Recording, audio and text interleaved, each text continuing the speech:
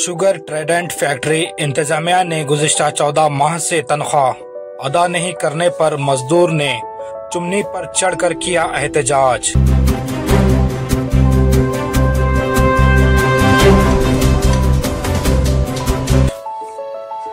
तफसीलात के मुताबिक रियासत तेलंगाना जिला संगारेड्डी हल्के असम्बली जहराबाद के कुत्तुर बी में वाक़े शुगर ट्राइडेंट फैक्ट्री के 165 मजदूरों की पिछले 14 माह से तनख्वाहें फैक्ट्री की इंतजामिया की जानिब से नहीं दी गई। फैक्ट्री मजदूर रमेश बाबू को अपनी जिंदगी की जरूरियात और इसकी बेटी की शादी के लिए पैसों की सख्त जरूरत पर भी इसको फैक्ट्री इंतजामिया की जानिब से तनख्वाह नहीं दी गई और रमेश बाबू ने फैक्ट्री से निकलने वाले धुआं पाइप की ऊंचाई पर चढ़कर एहतजाज किया। जैसे ही इसकी इत्तला मुकामी लोगों को मिली, उन्होंने मौके फैक्ट्री पर पहुंच गए। इस मौके पर ओहदेदार कंपनी पहुंचे और रमेश बाबू को यकीन दिलाते हुए इन्हें उस धुएं के पाइप की ऊंचाई से नीचे उतारा और यकीन दिलाया कि आने वाले दिनों में इनके अलावा तमाम मजदूरों के तनख्वाहें दी जाएगी। आइए देखते हैं इस रिपोर्ट में। రమేష్ బాబు మా భర్త ఇక్కడ పనిచేస్తున్నాం 13 నెలలు సందుకు పైసా కూడా ఇవ్వలేరు। అయితే ఇప్పుడు పెళ్లి పెట్టుకున్న మా బిడ్డది 22 తారీఖు ఇప్పుడు వారం రోజులు సంధి ఇస్తామని ఇట్లా అన్నాను। ఆడాడ మీటింగ్లో అయితే ఇప్పుడు వస్తే అప్పుడు వస్తే ఆశతో ఉన్నాడు। ఇక పొద్దున సంధి ఏమనుకున్నాడు ఆయన, నేను చనిపోతే ఏం బతకాలి, ఈ పైసలు లేవు ఏం లేవని మస్తు బాధతో ఇక అందరి కోసం కూడా ఆయన ఎక్కిండు। మరి మీరే న్యాయం చేయాలి సార్, ఆయన ఎట్ట దిగాళ్ళు 10 నిమిషాలు కూడా అన్నం లేని ఉన్నాడు అతని ఆనందించుకోవాలి। మా డబ్బులు మా బిడ్డ పెళ్ళి ఇవ్వాలి సార్ మీరు అంతే। షుగర్ కర్మాగారంలో గత సంవత్సరం నుంచి జీతాలు లేక నానా ఘోష అనుభవిస్తున్నాం।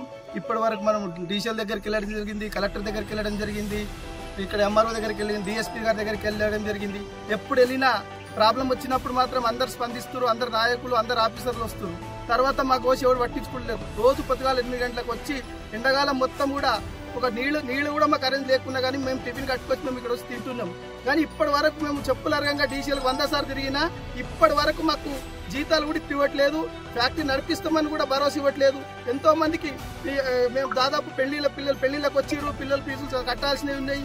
ఎవరికి చెప్తున్నా మా పరిష్కారం మాత్రం తీర్తలేదు, మాకు సాగు తప్ప ఇంకోటి లేదని చెప్పేసి ఈ రోజు మా యొక్క రమేష్ బాబు గారు కూడా చిమ్ని ఎక్కడం జరిగింది। ఇంత ఎక్కినా కానీ ఇప్పటికి కూడా మేము దించాలని చూస్తున్నారు తప్ప మా పరిష్కారం చేయాలని చూపిస్తలేరు। మాకు పరిష్కారం జరిగేంత వరకు మేము ఇక్కడ నుంచి కదలమని చెప్పేసి వినియోగించుకుంటున్నాము। మా పరిష్కారం జరగాలి, మా కర్మాగారం నడపాలి, మాకు జీతాలు రావాలి।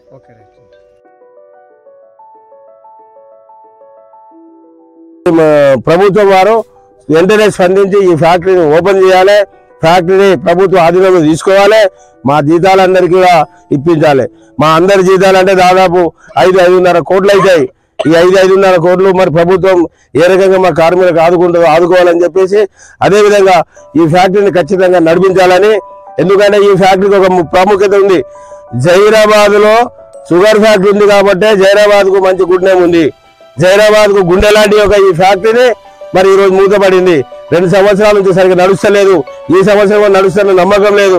అందుకే మా కార్మికులంతా మనస్తాపానికి గురైంది కాబట్టి ఈ ఒక్కటే ఆయన పైన ఉన్నాడు, ఆయన పోయింది అంతే, ఆ పైన ఉండే ఆయన మాట్లాడుతున్నారు కానీ మా దగ్గర 165 మంది కార్మికుల మనసులో కూడా గదే ఉన్నది।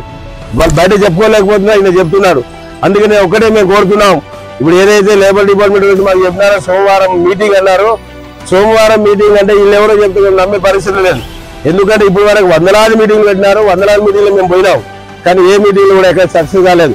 కానీ మేము ఒకటే కోరుతున్నాం, కలెక్టర్ మేడం మీద మాకు కొంచెం నమ్మకం ఉంది, మేడం గారు ఇక్కడికి వచ్చి లేదా ఆమె వాళ్ళ ఏదో ఫోన్లో దేంట్లో మాట్లాడి నేను సోమవారం నాడు మేనేజ్మెంట్ యాజమాన్యాన్ని పిలిపించి సోమవారం రోజు నేను మీటింగ్ పెడతానని చెప్తే మేము అక్కడికి వచ్చి మాట్లాడడానికి మేము ఆయనతో బతిమాడతామని చెప్పి ఈ సందర్భంగా తెలియపరుస్తున్నాం।